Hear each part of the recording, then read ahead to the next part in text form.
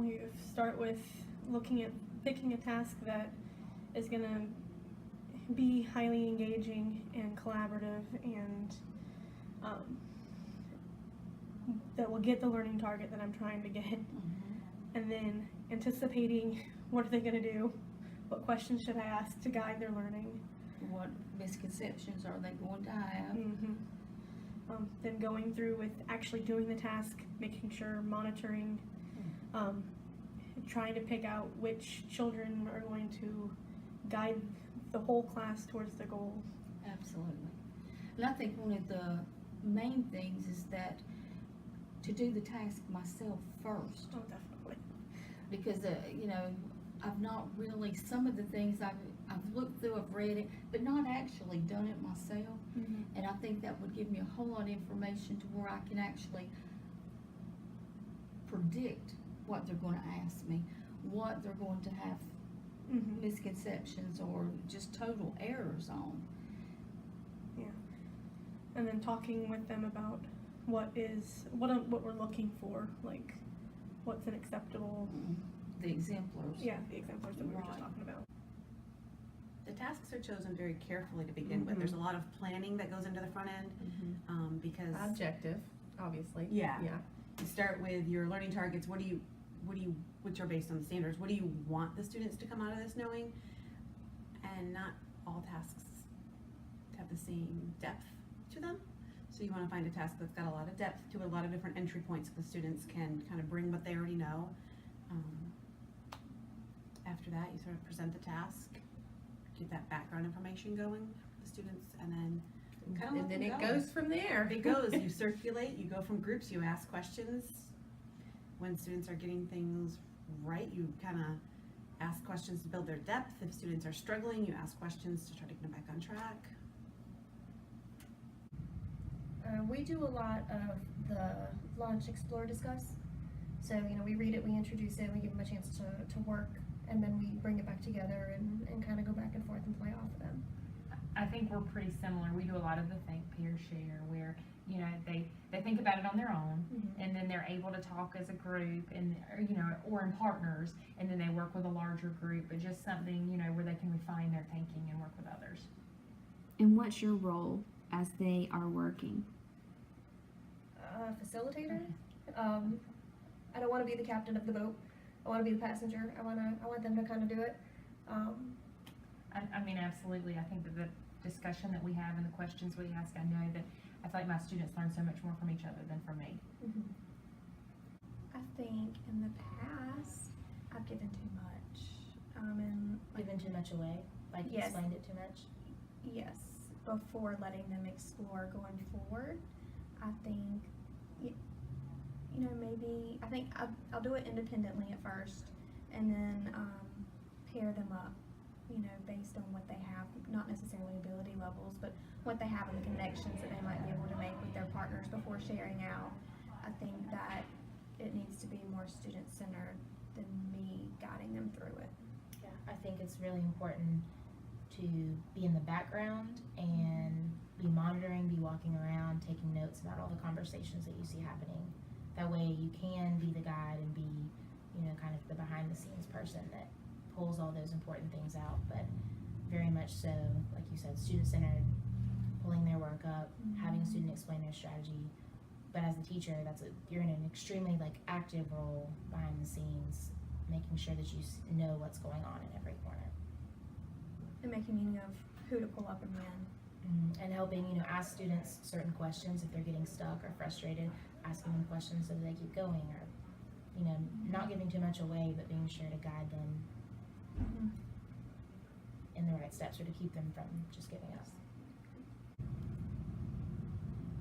Well, usually with facilitating, I will start off by introducing and trying to get them interested in the task, whether it be through use of realia or something that will really, you know, something that they are interested in. And then I kind of set them off to work either independently or with a partner, depending on the task. And then I go around and monitor and listen and give feedback while they're working. So that I guess with the facilitation piece, that would be how I would do that. And then bringing them back, whole group, to discuss strategies that they use. I'm excited about this part because my grade level team got me started last year on doing a task in a PowerPoint, and we started off by connecting it maybe to our lives or to one of the teachers' lives or a student's life. If we're trying to measure the area of a garden or the perimeter of a garden, we would say, Elizabeth has a piece of land behind her house and she wants to turn it into a garden, and we need to help her build this garden so she knows how much space to tell her husband to make this garden. So we always try to connect it to the kids, and then my grade level team we just have so much fun with these. We build slides and pull pictures from the internet, and the kids really just love it because I think they've connected with it and they're building something for me or for themselves. I try to first give the students the task and allow them some think time to get started on it. Lots of times I pair students together. The groups can be flexible on how I pair the students, and I try to facilitate around the classroom, helping them as needed. Let them struggle a little bit, you know, and bounce ideas off each other. Yeah, I think it just like depends on the task. Like you can have tasks that you purposely create just for those groups, or you can have tasks that you create for just individual kids to work on. I think it just honestly depends on the task and where you're at in that standard or that unit. Let's say you're at the beginning of it and you want kids to kind of explore on their own, then that's when I would let them all explore, like either in a group or by themselves. But as far as like tasks, I'm very much not a hands-on direct teaching kind of person. I definitely like to let my kids explore and figure out what they think is going on, and or give them enough information for them to kind of figure it out, and that way they're kind of doing that productive struggle. That always seems like that kind of makes it click a little bit more for them. And the discussion piece at the end of the task is essential to be able to come together as a class and talk about their strategies and how they got their answers and help each other. And the kids being able to give their feedback or their strategies is always way more powerful than me giving my own strategy of how I think it could be done.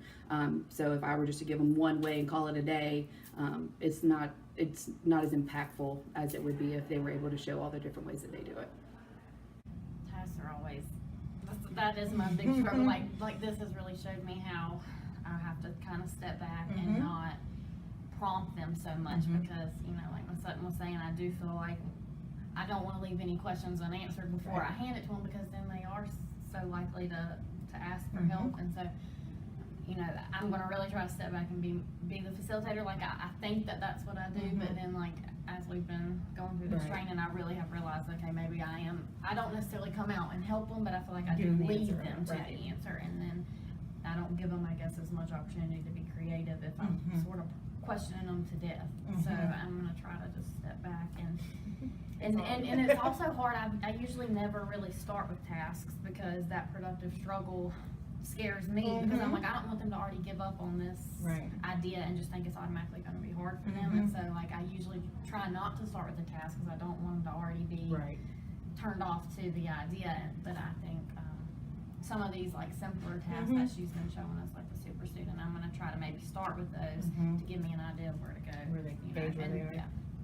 I think mine's going to be more focused on the discussion. Back when we did core math a few years ago, I got really good at launching, so I launch it and let them go. But then it's like that discussion piece when they come back together. Sometimes I let them explore way too long, so I need to wrap up that explore a little bit faster so that we get more to that concrete discussion, making sure that the kids are discussing and it's not like they're telling me and I'm telling them. Like it's a circle kind of thing where they're talking to each other, not necessarily just talking to me and me back to them and that kind of thing. So I think my focus is going to be kind of on that discussion piece a little bit more than my explore and discussion and how I can connect them, that kind of stuff.